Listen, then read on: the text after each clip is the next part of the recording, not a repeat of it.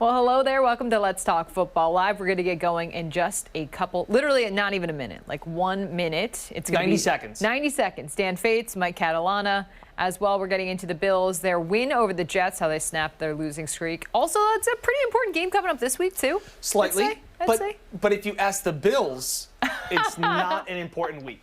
This is just another week. Yes. It's the most important game of the season. You know why? Because it's the next game on the season, and that all games on the schedule are important. Right, Mike? Literally not even a minute. Like They're lying. Right? Look at that. I mean, they're lying. That's what they're doing. They're lying. And yeah, it's They're lying. what teams do. But, hey, you guys know, we were all on the calls before the season. They know what these games mean. They know what beating the Patriots mean. So it's just you get to that week and then they lie. Yeah, of course. I get it. We want to make sure that we hear from you during the show. Be sure to reach out on Facebook as well as on YouTube. We love to hear any questions, comments, concerns. And Dan Fates and Mike Catalana will read them live on the air. Yeah, it is a little bit of a delay. So I know a lot of people make comments and then wonder when we're going to answer them. It takes us a second. It does. So stay with us. It does. Mike's running the Buffalo Plus YouTube channel comments. I'm running the Facebook comments as well. Yeah, so get mad at whatever prospective person. Yes. That is it. That's the answer. All right. Blame Jenna. No, This really I'm should not work. reading any comments. I'm not. Hey, we are going to be back in literally 5 seconds for the start of Let's Talk Football Live. It's time to give your opinion on the Bills and the NFL. Let's talk football live.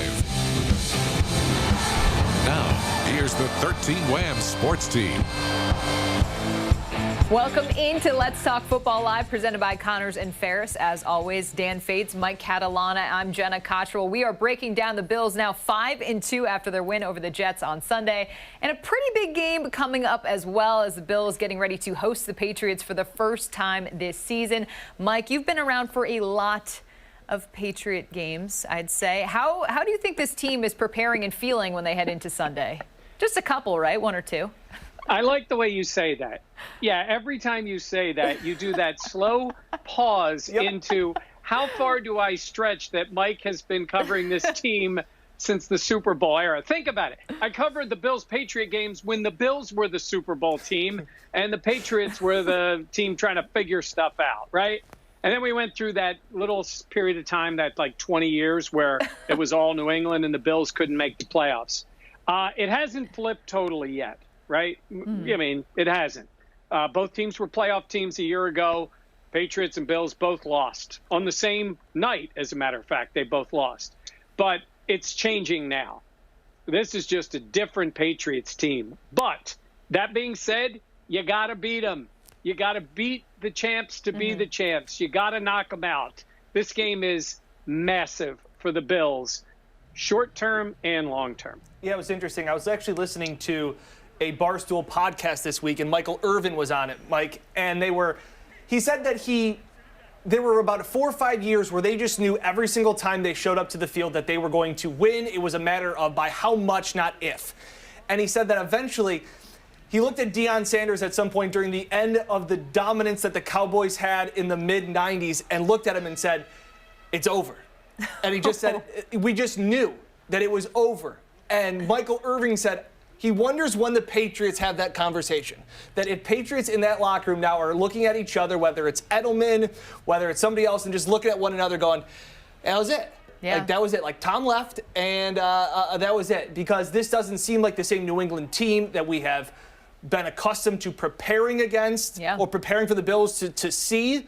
The mental mistakes, up and down the field, soft, being out-coached, being out-prepared is just something that we're not used to seeing. So it's still going to be a mental hurdle for the Bills because, Mike, you talked about it earlier this week on Buffalo Plus that you got to look past the jerseys because they're not the same Patriots team, right?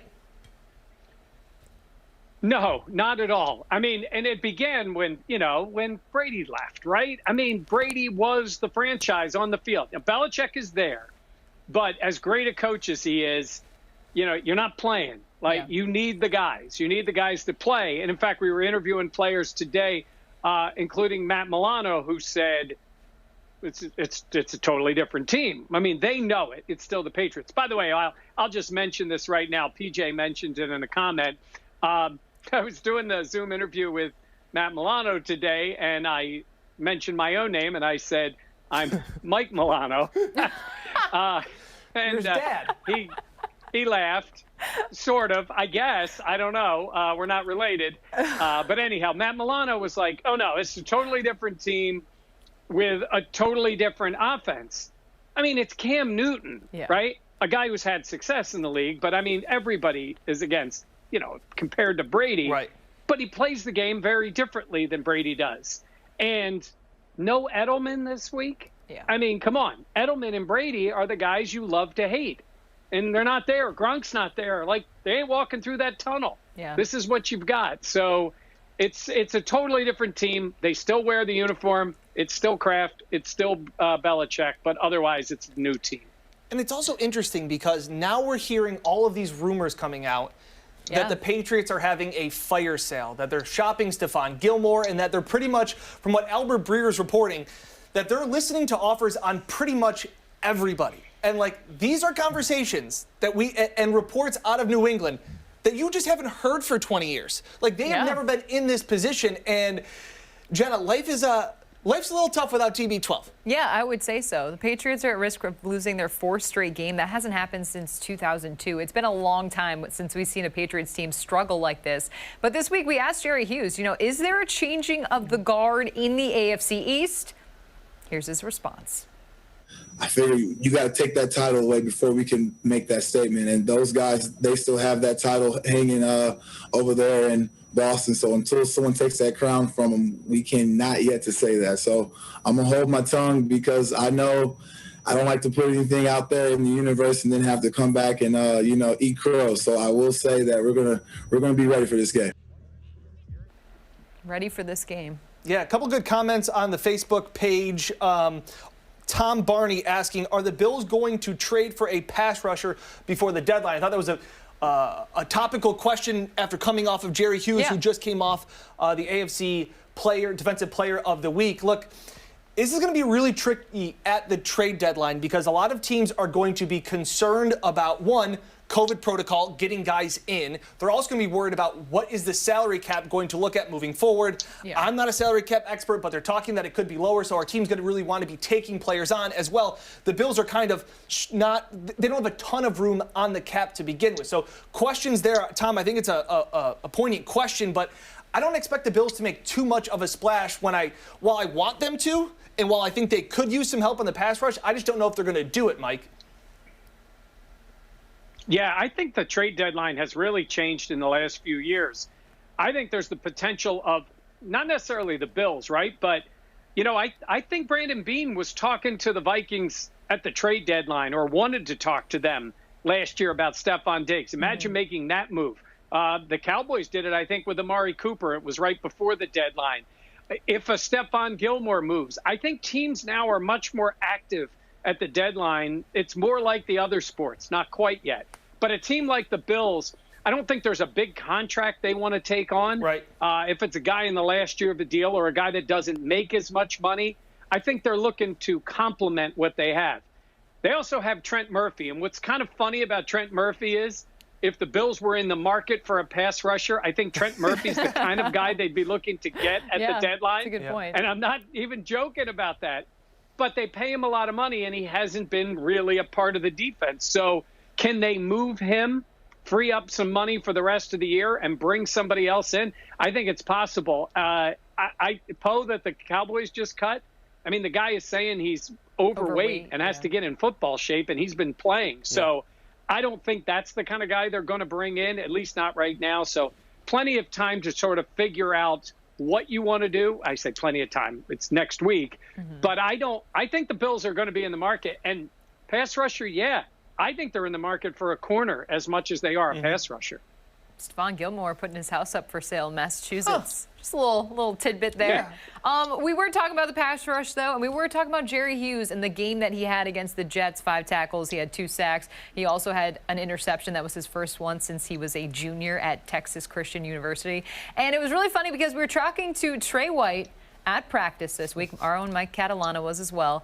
And he was asked about the first time Trey White met Gary Hughes. And I say Gary Hughes on purpose because Jerry has an alter ego on the field named Gary. And Trey did not want to meet Gary. My first year, Camp St. John Fisher, and I believe it was just a heated exchange on the field. And yeah, every word that came out of his mouth was a curse word. Picture this though, John, I was the youngest one on the field. This is my rookie year, first camp, like prior to the first couple of days or the first day we were in pads. And every word came out of his mouth was a cuss word. He cursed everybody out on the field. And I'm pretty sure you guys was there and you saw it because the media was there. You know, all the fans was there. And so he cussed it. I was like, man, I don't ever want to get in that guy's way. I'm the youngest one. Then I was starting at that point. I was the youngest one on the defense. I was already scared of Kyle and Zoe. But then when he came out and had his, it was different. At St. John Fisher, he cussed everybody out. They kicked him out of practice, and he was on the sideline by himself, and he was still cursing everybody out. And he's came a long way, and I thought he was crazy then. And I heard Cal say, well, there goes Gary. So, yeah, he definitely has an alter ego, but the best teammate, give you the shirt off his back, nicest guy, man.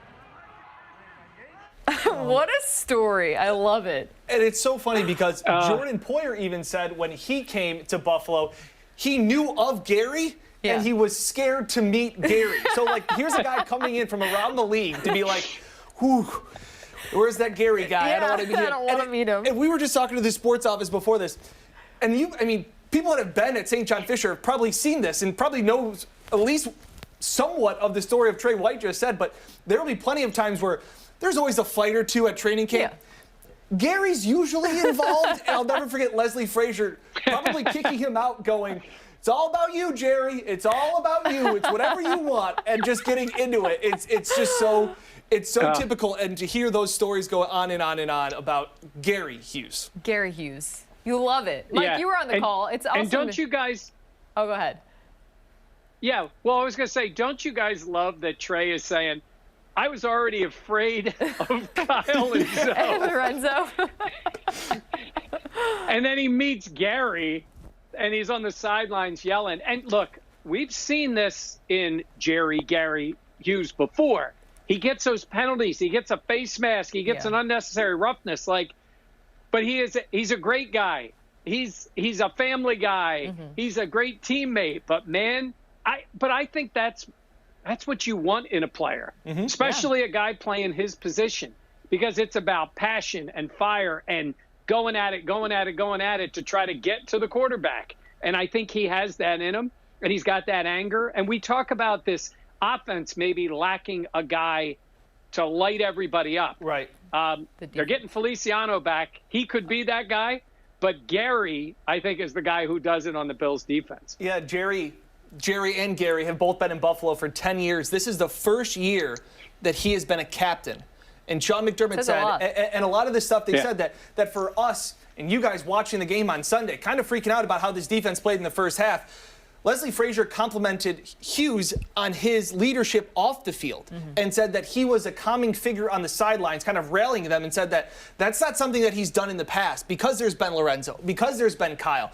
And that McDermott said that when that C gets on your jersey, there's more expectations. Yeah. And it's nice to see Gary come out at the right times and Jerry come out at the right times at the other times too. Stepping up. And Leslie, really high compliment to him, saying that is not something that he has seen. So it's definitely been impressive. Now, Mike, you did mention Feliciano. Didn't someone say Feliciano about the way he plays angry? Yeah. He plays angry, and a guy that the Bills were certainly looking to have back as soon as possible. I do want to say who will not be out on the field, and it's not for the Bills, it's for the Patriots. As Julian Edelman having a surgery type of procedure on his knee, he will be out for this Sunday. I mean, he's a guy that has tortured the Bills over the years. I mean, Mike, how huge is it? And 29% of Cam Newton's passes this season has been to Edelman. How huge is it the fact that he will not be out on the field on Sunday? Look, it's massive for them because, first of all, we're not sure Micah Hyde's going to play, and it's just one other thing for the secondary to work against. Edelman, whether it's Brady, who he was great with, or Cam, who he's certainly an outlet to, look at what Cole Beasley does for the Bills. Always open, always getting those first downs. And as great as Cole Beasley is, I mean, let's be honest, Edelman is the guy in the last 5, 6, 7 years in the NFL doing those things. Kills you with the big third down plays, kills you in the red zone. And he's a jerk on the field. He just is. You know, he just is. But he's great. He's great in big moments. And he is the link to the past. And by past, I mean a few months ago of the New England Patriots, right? Because the rest of them are gone. And they're all gone. Yeah. And so that Edelman is that guy. He still makes you think Patriots. Now, look at the list of guys playing wide receiver. Seriously, you might as well just pick names out of the phone book. I mean, it's just nobody. And I think it's huge for the Bills defense to not have to worry about him. And that's what's so weird. We've talked about how it just doesn't feel like the same team, Mike, and how they've talked about how, you got to look past the uniforms because McDermott is still 0-6 against the Patriots since he has become the Bills head coach. But we have seen Edelman gut through other injuries. Yeah. We have seen him play with cracked ribs and bruised ribs, and that he plays through them because this team knows how important these games are. To me, I didn't even know he had a knee injury. All of a sudden, he's out with this knee procedure. This kind of seems like, all right, like this year isn't the year. Like to me, that's what it reads like. Instead of desperation, instead of him gutting it out, it seems like well, this was it. You guys got this.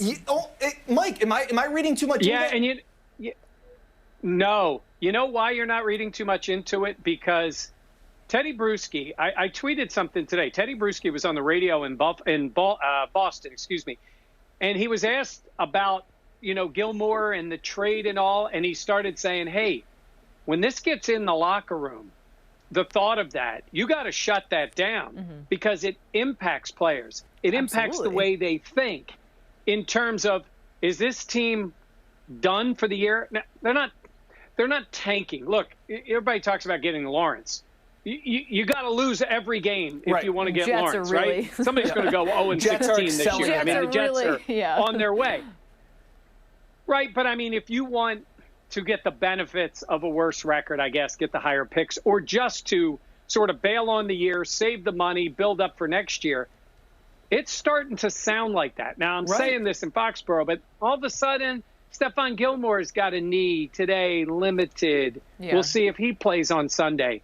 I don't know if this is coming from management that would be like, sit him down, or it's coming from the player who's like, really, you're going to trade me? Right. Okay, well, maybe I'll sit down for a little bit, and then you go ahead and deal me, and then I'll get myself ready for the playoffs. I couldn't agree with more. Another team. This almost sounds like, oh, we're trading some players? Oh, my knee's bothering me. I'm going to get cleaned up in case I go somewhere or for next year. Yeah. Like, you've always talked about it, that week 17, guys are always playing, kind of looking over their shoulder because they don't want to be rehabbing during the offseason.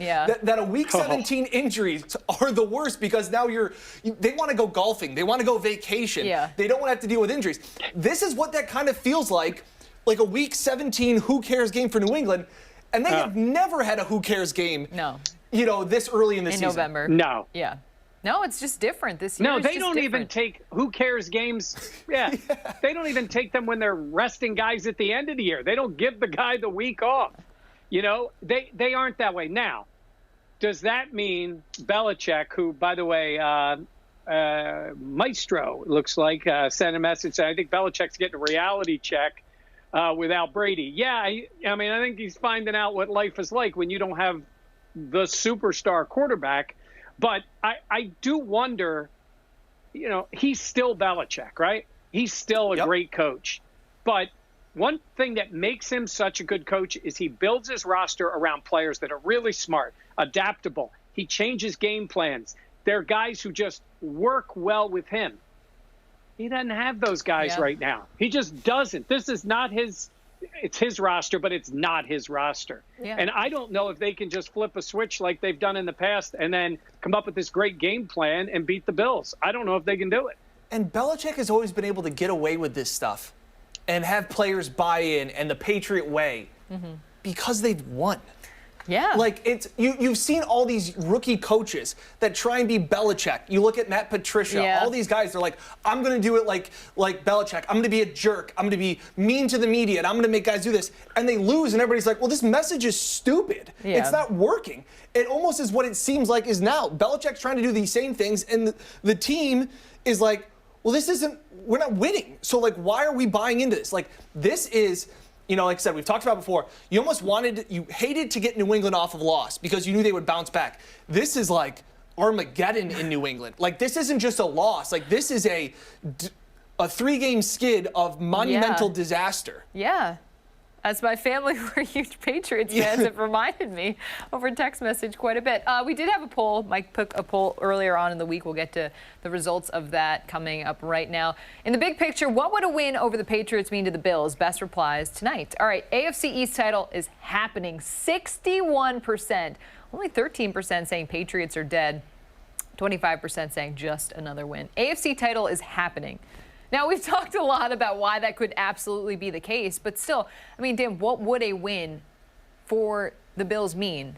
I mean, they would have a virtual stranglehold on the division. Research. They would have 4 division wins. We checked with Mike McCarthy. Mike McCarthy says that's a good thing. It's a good thing. So, yeah, I mean, this is absolutely massive. I mean, they would have to – the worst the Bills could then do would be 4-2. They would already have – they have a half-game advantage over the Dolphins, who are in second place. And they just went to a rookie quarterback. We'll see how Tua works out. I'm so excited for that. But it is a very big game because the Bills have always talked about – this was their goal, to host a playoff game. Yeah. And to do that, you kind of have to win your division. Absolutely. So I checked with Mike McCarthy. That's also true. Yeah. 4 and wins. so, Mike, I mean, I think this game is massive, just also mentally to beat the Patriots. Yes. Yeah, I mean, look, when you hire a coach in this division and you bring in a quarterback in this division, it was to beat the Patriots, right? You got to build your team around. That's exactly what Miami is doing. And the reason, even in our poll, when I said that, because if the Bills do win on Sunday and Miami were to win, or even to look good, I think Miami quickly becomes your competition in the division still. But that's down the line a little bit. You know, when we talk about, you know, do the Bills have it or is New England out? But in terms of what you're trying to do, your goal is to beat the Patriots. And they got close in that second game last year. And I thought Josh played well, especially in that second half. He made that big throw to Dawson Knox before halftime, big throw to John Brown for the touchdown. It was like, okay, it took Brady playing the best game he played in 2019 to beat the Bills last year in Foxborough. But you can't lose to this team now. You're home. And, you know, a lot of people keep mentioning the weather. The weather is going to be an issue. And I think it impacts both teams, obviously. But, you know, with the way things have gone for the Bills not running the ball, maybe it impacts them more. I don't even care about that at the moment. You're the better team. You're at home. The Patriots are beaten up. No Edelman. The Bills have to win this game. You're right, Dan, mentally as big as anything. Yeah. All right, let's go to some of the comments as well from other people, because a lot of people chiming in on this. Big picture, Bills versus Patriots. Right now, it's just an important division win. I'll believe we've won the division when we clinch it, and I'll believe the Patriots are dead when I see their corpse with my own 2 There have been a lot of people that have... I love that. A lot of people that have had hot takes over the last 20 years, the last 10 years probably more, being like, this is it, the dynasty's over. And then they rattle off 8 straight wins and win the division. Ooh, it's just scary. I agree. Scary. I get it, too. I mean, get it. They've been tormented by the Patriots. I absolutely understand. We had more comments, though, as well, as a lot of people, like, I understand why Bills Mafia feels the way they do. Vince Guarani saying, let's face it, a win against the Patriots is only a step in the process to get this franchise back to relevance in the AFC East. A sweep would signify a changing of the guard. Brandon Beane said he wanted to build a perennial playoff contender, and the Bills are trending up. And Brandon Beane absolutely did say that before the start of the 2020 season, the Bills need to have the ability to beat the Patriots. And I was not shocked that he said it so bluntly, but also a little bit surprised considering the fact that New England has just been so dominant. Yeah, and with Vince's comment, they are relevant in the AFC East. They were relevant last year in the AFC East. Obviously, going back to 2017 when they snapped the drought, that was more of a fluke than it was really them deserving to get into the playoffs. But last year they proved that they were a team that deserved to be in the playoffs. And that's why there was all the hype heading into this offseason that they were a relevant team, that they were odds-on favorites in Vegas to win the division. So, yes, this is, just another game. It's just another game. It's almost like Bills fans are bracing for a loss so they can tell themselves, like, it's just another game. It's not another game. This is New England. This is a wounded Patriots team that you can, not to be gruesome, but step on their necks. Like this is the team. Like, the Bills could be the team to put them out of their misery. Not to be gruesome. I'm going to be gruesome. Wait a minute. So we're looking at their corpse and we're stepping on their necks, right? Well, this is very the way we're approaching themed. this? But Mike, we talked about it on Buffalo Plus the other day. Look, yeah. Well, I was just saying, No, go ahead. If the Bills can't win this Sunday, it just means they're not ready to take the next step. This is what they prepare for all season. They weren't able to win a playoff game. They've talked about they had chances against the Titans. They had chances against Kansas City. I know both fluke, circumstances with Monday and Tuesday night, but this Patriots team isn't as good as Tennessee. They're not as good as the Chiefs, but this is a measuring stick. No. Just mentally, this is a measuring stick to beat the Patriots. I think that's very fair. Like, I don't think that's a hot take at all. Dan's making you're making a really good point. We know it's because it's the Patriots, but it is a measuring stick game just because of who they are in general. Even if the Bills would have beaten them a couple of times more, it's still, okay, you had the one, you didn't pass it. You had another one, you didn't pass it. Now it's your division rival that you can really bury, and you don't pass it. Then it would be a big deal. On Buffalo Plus, I wrote an article about the times the Bills have beaten the Patriots. I mean, it's only happened 4 times from the beginning to the end of the Brady era. One of the games he didn't play. Another one he only played a half, right? One was a suspension. One was because they didn't need the game. There were 2 other Bills wins. And the funniest thing about them was we talk about beating the Patriots. The first one when they beat them, the 31-0 game, Bledsoe, Lawyer Malloy, all that. The way it ended, the Patriots beat the Bills 31-0 at the end of the year. The Bills fired their coach. Patriots won the Super Bowl. Then you go to Rex finally knocking them off. In 2011 when they beat them the one time. Bills beat them because Brady was out with the suspension. Patriots ended up winning the Super Bowl. I mean, that's what the result was.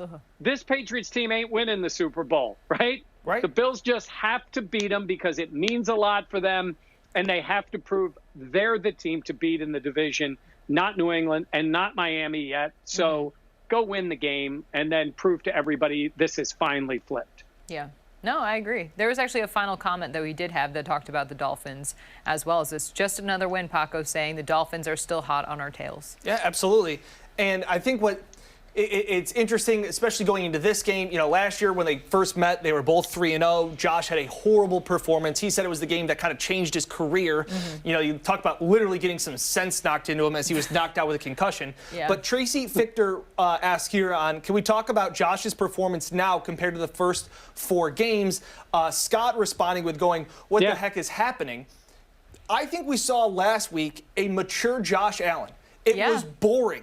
The whole game was boring, but the performance that Josh had last week, he could have never had as a rookie, or he could have never had it last year. The ability to be patient and to dink and dunk his way showed signs of progress. Now, he was miserable doing it. He's not going to change. Mike, you can't see Jenna, but she's grinning like an idiot because she believes that Josh is going to change.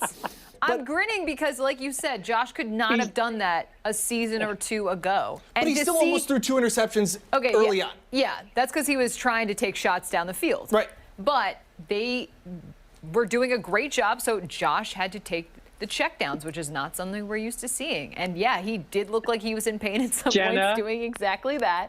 But I'm talking about he needed to do that to win the game. Don't make excuses. I'm just saying. Actually, Bill Belichick did compliment He hasn't Josh totally on changed. That. No, Right. I'm not saying he's a completely say? changed quarterback. He complimented him on, first of all, he thought that he has improved in every year that he's been in the league, which I would hope so. And then secondly, he said he's done a good job of taking what was available, which is something that maybe we haven't seen Josh do. He likes to take those chances. He likes to fit the ball into smaller windows. He likes to try and push the ball down the field. We didn't see that on Sunday against the Jets. But he was able to execute what was available to him. 300 yards.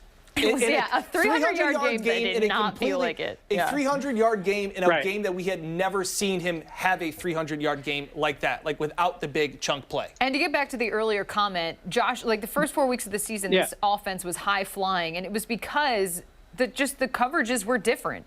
Josh was able to take those shots down the field. Now, after more tape on him and what he's been able to excel at, things are different now.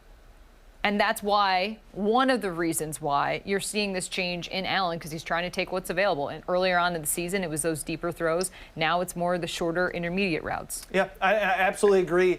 I just think we talked about it on Buffalo Plus, and we've talked about it on the Buffalo Plus YouTube channel. This is the sign of, analogy. We use golf analogies. Here's a baseball analogy. Josh this year was the rookie hitter that came up to the big leagues and hit 7 home runs in the first week of the MLB season. And teams realized, oh, he hits fastballs. And then they feed him off-speed pitches, and he strikes out a bunch, which is what he did against Kansas City and the Titans. And then he realized, hey, I can take those pitches and kind of bloop them into the other field. Like they don't need to be crushed. And that's what he showed. So that is going to be a constant cat and mouse game. But, to Tracy's point, last week's performance wasn't terrible. It was boring. It was game manager. Yeah, it was awful in the red zone. Yes. But that was a team-wide thing. Penalties, Not lining up right, things like that. But I think it was still a sign of step in the right direction, where he took 2 weeks of stepping back out of the MVP conversation, but back into a playoff caliber quarterback. Mike, your thoughts? It took us back to 2016-17. Tyrod Taylor is the quarterback. Stop. It really was. He played that game. And to his credit, Taylor's credit, when he played that game, the Bills tried to play defense. They did not have all the weapons. They needed to win games, maybe not necessarily 18-10, but that was the smart way for this team. Don't turn it over. Keep the chains moving, score some points. I think that's fine for that game, but we all know Josh not only won't want to do that all the time, they don't want him to do that all the time. Yeah. Because they're going to need to score some points. I'm not there's no doubt. I mean, no, you're right. You're Jenna, I'm going to say, you are correct. How's that? This show's gone off the rails. I was going to say, Mike, I agree with you. It's correct. He did. Wow. Okay. That hurt me to say that. I'm done. But You agree. No, I agree with you. I think in some points it's not how you want it to be, but you got to take what's available, and Allen did that. All right, let's move on. Yeah, I got a comment here. PJ says. Right. Oh, wait. It's about Josh. And he said, PJ says, it took every fiber in his being to not throw the ball deep. He was miserable. He literally looked so miserable for winning a game and throwing for 300 yards, which he would have popped champagne in the locker room last year. Yeah. But instead, he had this pout on his face like somebody took his ball when he was like a kid and he couldn't play anymore. I don't expect to see that all season long. No, neither do I. But that's what he needed to do to get the win, and he did. All right. The UR Sports Medicine injury update presented by UR Sports Medicine. Let's get to it. Look at that. That's a lengthy list once again. Mike, what stands out to you? Actually, I'll start with Dan. Dan, what stands out to you about the injury report? Micah Hyde, getting out with a concussion is probably the biggest one there. He didn't practice last 2 games. He was on the bike on the side today. And also, John Brown's been a full participant the last 2 weeks. We've talked about how he is so important to this offense. Yesterday I was at practice. He did not look full strength, but he's practiced back-to-back days, which are good signs. I'd be interested to see if tomorrow he goes to limited to kind of ease back on him. Jerry Hughes battling the foot injury. Didn't seem to bother him on Sunday when he looked dominant against the Jets. But, Mike, what did you notice, or what stands out to you about the Bills' injury report today? Well, it's Hyde. Hyde is the guy because I think he's so valuable to what they do. But as we talked about, no Edelman crossing the middle. You know, Harry may not play at wide receiver for the Patriots. They're banged up too. So things equal out in this league. And not on the injury list, but back, having John Feliciano, I think, is going to be really big, as we talked about earlier. Yeah, we're going to get into our picks in a second. But first, Mike has a message from our sponsor. Yeah, Greg Connors has been follows his Bills every week. And I think he's right on the money when he talks about why this game is so important to the Bills franchise. The objective for this team, first and foremost, is win the AFC East. That is what their goal is. That's their very first goal. You win the AFC East, you get into the tournament. Once you get into the tournament, obviously the goal is to win the Super Bowl. So by winning this game against the Patriots, it puts them in the captain's chair of winning the AFC East, which is what we haven't had in 15 years, I think. So it's going to be huge. It'll be huge for the fan base. It'll be huge for the team, I think, to get some confidence back and to know that they can actually play at this high level and then go into November, which is the second half of the year, and then finish the season strong. I think the offense is going to come out, and I think they're going to put the ball in the end zone. I think it's going to be the Bills 28 and the Patriots 10. Ooh, 28 to 10. Convincing win. Yeah, just say. Mike, you are our first with our picks this week as well. You are 6-1 on the season? Yeah. Doing pretty well. Yeah. Last week, when we picked, I initially thought the Bills were going to score some points against the Jets. And then as it started to go on, I started to get worried, but I figured they would win. So I'm happy they got the victory in that sense. This week, the Bills are the better team. The Patriots are trending in an odd way. Normally, coming off a loss, they're the most dangerous team in the NFL. They're not dangerous anymore. And I know Cam Newton called it a must-win. You know what I was thinking? You never hear that out of Foxborough. Not just because they're ever in a desperate situation. They would never admit that. Never. Yeah. And Cam's already doubted himself, talked about being benched. Look, Tom Brady had a reason to be that confident, but the Patriots aren't used to their leader doubting himself and doubting what his team can do. I think this game's going to be a little closer. It's going to be ugly weather, as a lot of people have talked about, but I have the Bills winning the game 22-16. Yeah, I think this is a similar, just Mike hits all the points there. This is an ugly game, but I think the Patriots have gone past embarrassed and have gone to defeated. And I think once you get to that point in the season, it's tough to get up for a game like this. Look, the Patriots' big chance to bounce back was after losing 2 games in a row, playing at home against a San Fran team that was traveling across the country. They didn't do it. The Bills are a better team. Even though they beat the Jets, they still had a lot of alarm bells ringing going, we need to fix some things. I think Josh Allen is the difference in this game. I think he showed maturity last week in taking what was given to him.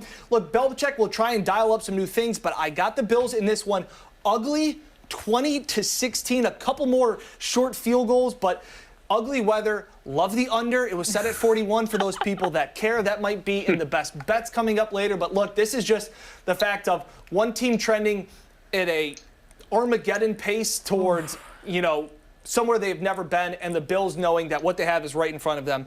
I think they're ready to go in this game. Yeah, we're all going Bills this week, and I think it's for the reason of just the talent level. This Bills team is more talented. They have won more games. They have put it together far better than the Patriots have. Cam Newton throwing 5 interceptions in the last couple of games. The Patriots haven't lost like this, but I agree with Dan the fact that this is a defeated team. That's not something you hear very often. The fact that Cam Newton is calling this a must-win, another message that we don't hear in Foxborough. I think that this is going to be quite an ugly game. 1, for the weather, but 2, because of just the mentality and these two teams that know each other so well. But this is not a Patriots team that we are used to. And because of that, it's not a result that we're used to. I have the Bills winning this one 23-17. It'll be interesting, too, to see how this line moves.